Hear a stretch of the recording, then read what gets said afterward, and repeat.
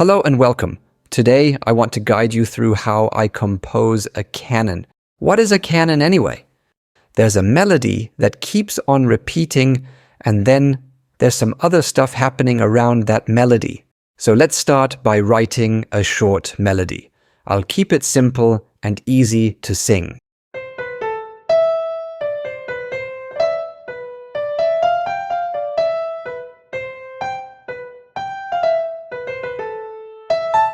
This melody is written in the key of A minor and follows the Aeolian mode. Actually, the Aeolian has become my base of thinking for this composition, mainly for two reasons. Firstly, I liked the minor feel, and secondly, I'm a lousy piano player and wanted to stick only to the white keys. But don't let this fool you into believing that we'll write a simple-minded composition. We'll add more complexity as we proceed through the steps. So let's return to our canon. Instead of repeating the phrase as is, let's transpose it to F-sharp Aeolian. This is not a random step. I'll explain how I got here in a second.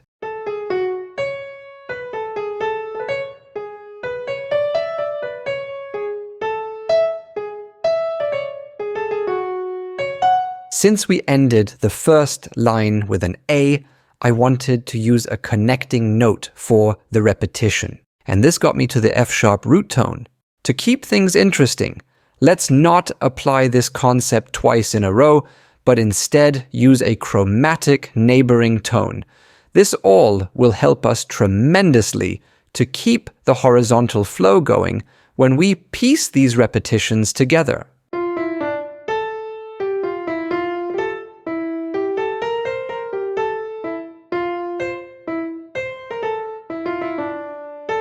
When you look at the temporary tonal centers, you realize we outlined a triad.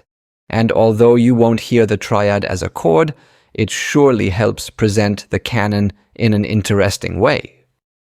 So here's what we did so far. We composed a melody for our canon, and we checked the connecting tones for the horizontal flow. Next, let's pick the instruments we want to use in the composition. Okay, this looks great to me. It's about time to put some more notes on paper and tackle the side lines and other parts. First, let's listen to the piece, and then we'll cover some more details.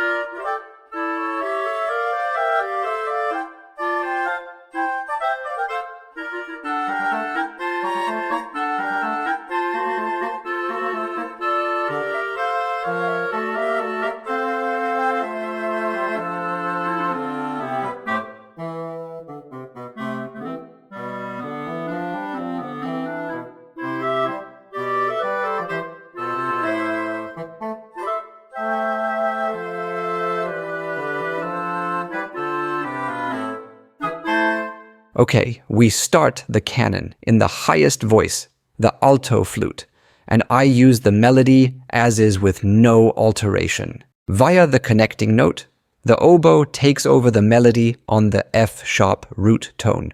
As the oboe repeats the melody, the flute keeps playing a counterline. And here comes the first adjustment. I didn't want to play the natural F against the F-sharp. So I used a substitute tone to create a fluent transition and let the clarinet take over the melody. I also adjusted the first note for the oboe in bar 12 and made it a natural F to align it with our new tonal center. One of the main points to mention is that I treated the alto flute and the oboe as a unit for the most part. This ensures that we don't run into too much complexity. But let's still be interesting and create some positive surprises for the listener. That's why we go to the 2/4 signature and present an interlude as a break from the melody. This section follows free line writing and is not based on a scale, as you can tell from these tone combinations. But eventually, we find our way back to the first tonal center, the A aeolian.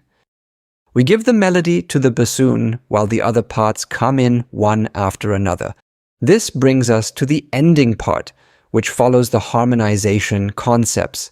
Look at the shape of each line, and you'll see quickly that they all move together.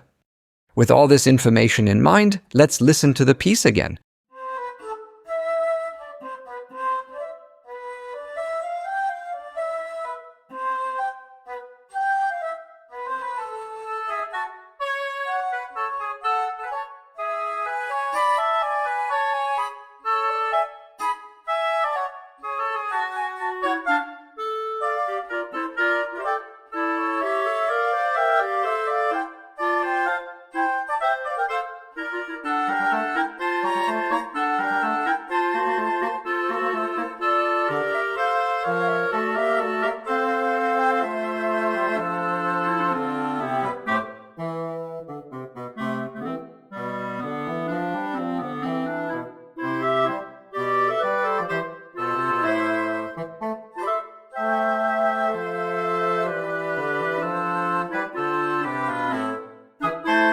Okay, I think we can also check off the last point from the list.